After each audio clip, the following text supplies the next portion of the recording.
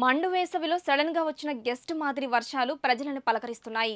జూన్లో రుతుపవనాల రాకతో కురవాల్సిన వర్షాలు ఇలా సడన్ గా రావడంతో వాతావరణంలో ఒక్కసారిగా మార్పులు కనిపిస్తున్నాయి. ఉపరితల ద్రోణి ప్రభావంతో ఈ అనూహ్య మార్పులతో ప్రజలు తాత్కాలికంగా ఉపశమనం పొందినా ఈ మార్పులు భవిష్యత్తులో మరిన్ని ఇబ్బందులకు కారణమవుతాయన్న సూచనలు అందుతున్నాయి. ఈ నేపథ్యంలో వాతావరణంలో కనిపిస్తున్న అనూహ్య మార్పులపై సంబంధిత అధికారుల స్పందన ఏంటి అనేది మా విశాఖ ప్రతినిధి దత్తాత్రేయ అందిస్తారు. ఆంధ్రప్రదేశ్ రాష్ట్ర వ్యాప్తంగా కొన్ని జిల్లాల్లో పలు వర్షాలు కురుస్తున్నాయి. ఉపరితల ద్రోణి కొనసాగడంతో కొన్ని జిల్లాల్లో, ముఖ్యంగా కోస్తా ఆంధ్రాలోని కూడా పలు జిల్లాల్లో 2 రోజుల పాటుగా వర్షాలు కొనసాగుతున్నాయి. అయితే దీని గురించి తెలుసుకునేందుకు తుఫాను హెచ్చరికల కేంద్రం అధికారి సునంద గారితో ఉన్నాం. మేడం చెప్పండి, ఈ వర్షపాతం అనేది ఏ రాష్ట్రాల్లో?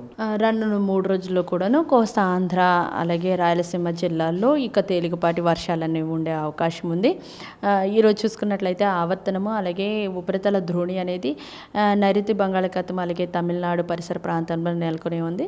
దీని ప్రభావంతో ఇటు సౌత్ కోస్టల్ ఆంధ్రప్రదేశ్లోను అలాగే రాయలసీమ జిల్లాలతో పాటు మన ఆవర్తనం అనేది వైజాగ్ పరిసర ప్రాంతాల్లో ఉండే చేత నార్త్ కోస్టల్ ఆంధ్రప్రదేశ్లో కూడాను, అంటే ఈస్ట్ వెస్ట్ గోదావరి నుంచి శ్రీకాకుళం వరకు కూడాను మేఘావృతమైనటువంటి పరిస్థితి ఉంది. తేలికపాటి వర్షాలు ఎర్లీ మార్నింగ్ నుంచి కూడా పడుతున్న పరిస్థితి ఉంది.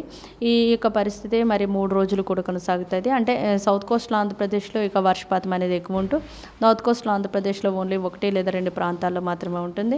ఈరోజు చూసుకున్నట్లయితే 1 లేదా 2 చోట్ల భారీ వర్షం ఉంటుంది. మిగతా ప్రాంతం అంతా కూడా క్లౌడీ వెదర్ ఉండి తేలికపాటి వర్షాలు కొన్ని ప్రాంతాల్లో ఉండే అవకాశం అయితే కనబడుతుంది. ఇప్పటికే భారత వాతావరణ శాఖ ఋతుపవనాలు తాకే అవకాశం ఉందని చెప్తున్నారు. ఏ మేరకు?